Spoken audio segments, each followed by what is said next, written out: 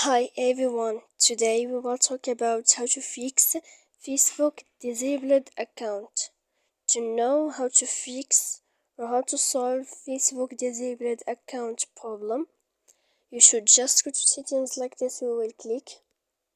After that, in this page you will go to apps, default apps, app settings.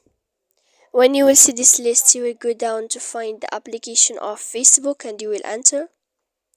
Then in this page you will go to click force stop.